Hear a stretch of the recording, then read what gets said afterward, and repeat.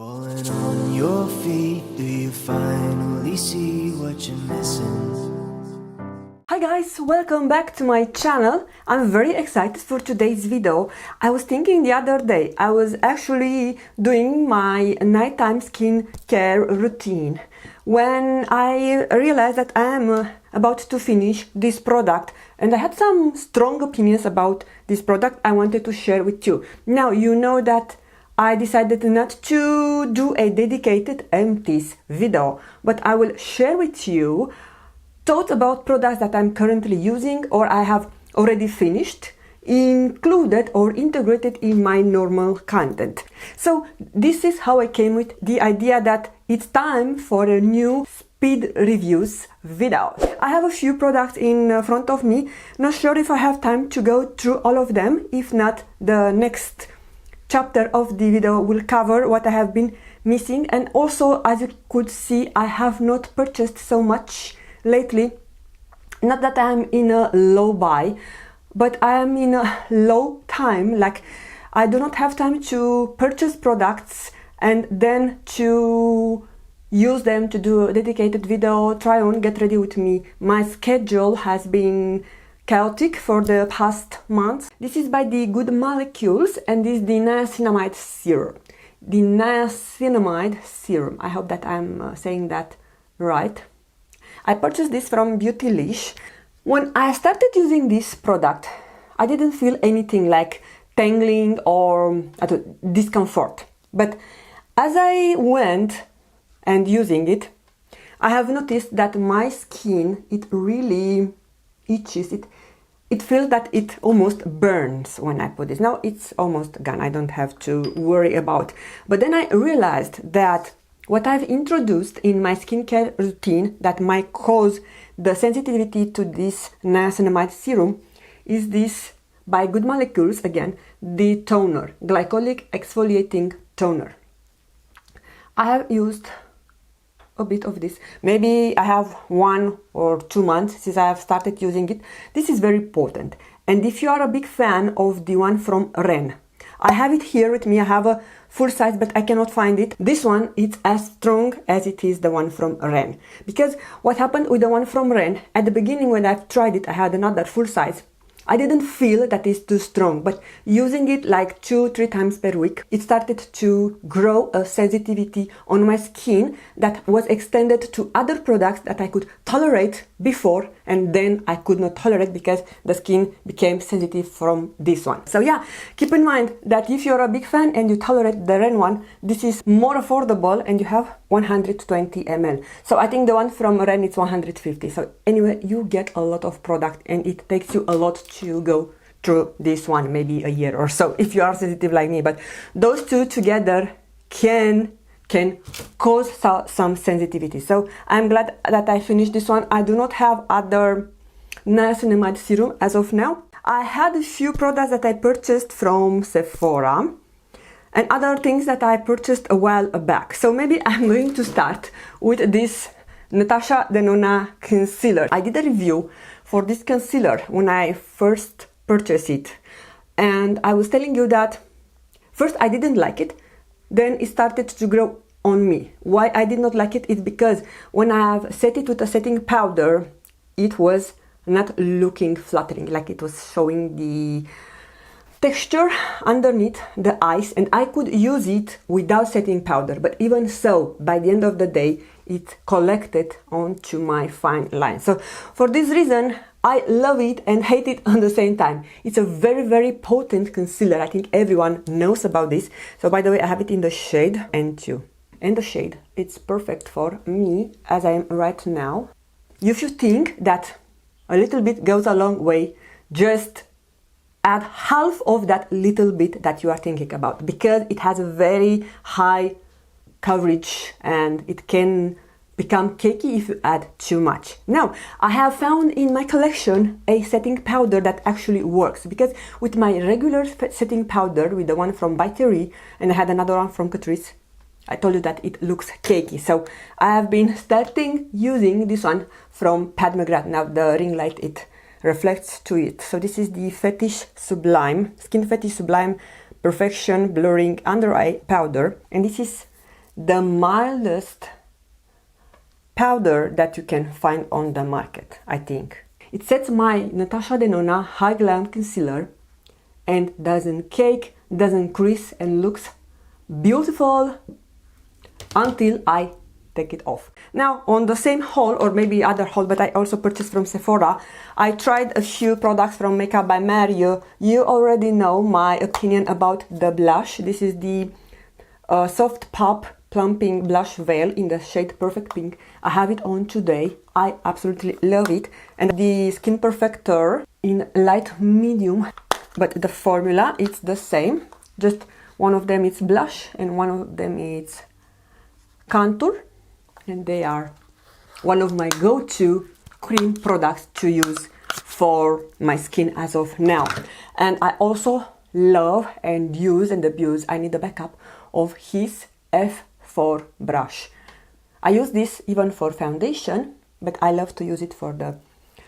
Actually, I mostly use the small part for the bronzer and for the blush. That's why I say that probably I need another one, but I can also use the BK Beauty 109 that has the same.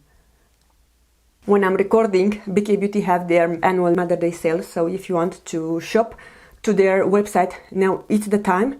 I skipped this for the moment because I have enough brushes, but I was definitely tempted to get my hands on some Niki La Roche or so brushes, but maybe next time. And of course, I still love the Makeup by Mario Master Pigment Pro Pencil in Perfect Brown. I get the hype. I haven't yet tried the backup from Sephora, but as I'm going slow through my liners and I have others that I love, I do not foresee myself purchasing that one so far. Another product that I purchased from Sephora, actually I think this was with gift with purchase, is this Sephora Monoi and Hot Sand. It's a body scrub. It looks absolutely divine, and I have just a bit left, maybe for 1 or 2 uses. The thing I don't like about this is that it's very difficult to remove it. After you rinse it, you need to be very careful, because sometimes when I use it around my neck area, I can then discover, after I towel dry and everything, I discover that I still have product left that I did not rinse properly. So you need to be very careful with rinsing off, because this bad boy doesn't want to come off so easily. A product that probably I only used once on my channel, and I did a short about this, is the Charlotte Tilbury, the Pillow Talk Matte Beauty Blush Wand. I have it in the shade Pillow Talk, maybe? Yeah, Pillow Talk. First of all, I even don't think so that this color is for me. But why I don't use this so much is because it dries up really fast and blends in patches. When I blend it, I don't see an uniform distribution like I see when I use this one from Makeup by Mario. Now, this is also it's a liquid formula and it's more matte, so I can see why this is the problem.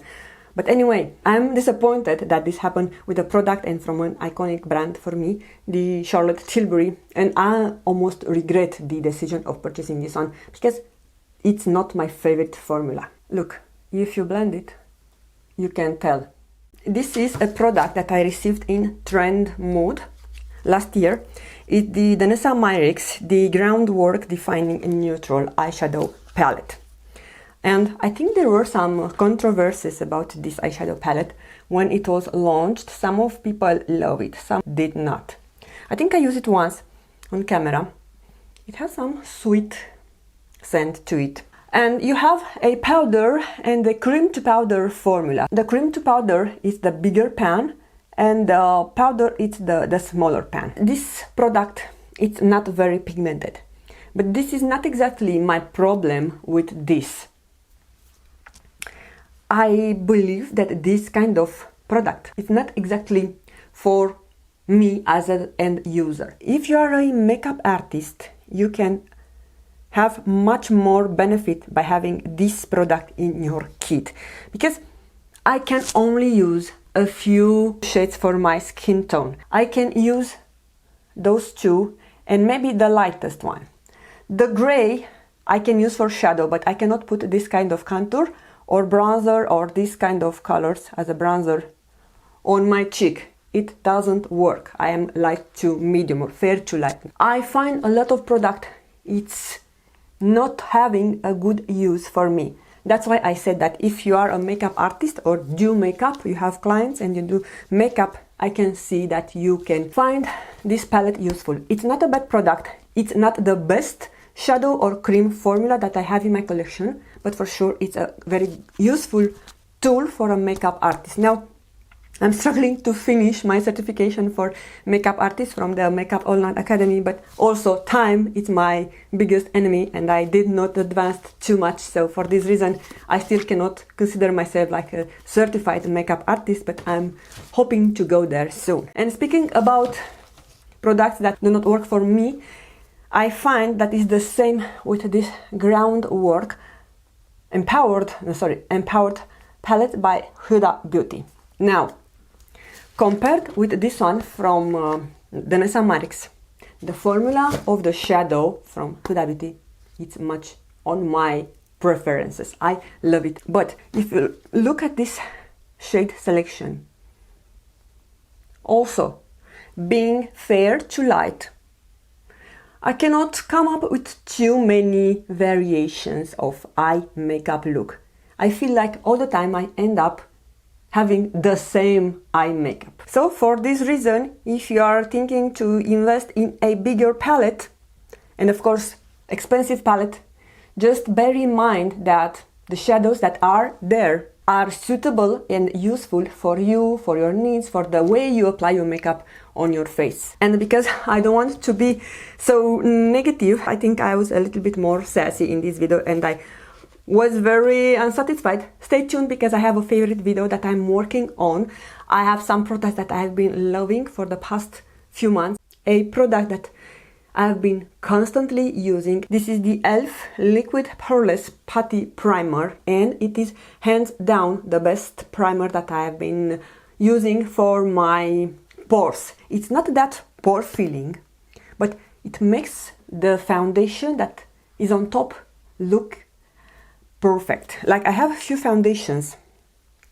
This one from NARS, Light Reflecting Foundation. It's gorgeous, but if you have texture, it shows the texture on your skin. You have to blend it really well, and even so it still shows. But if I apply this primer underneath, then it blends very, very beautifully.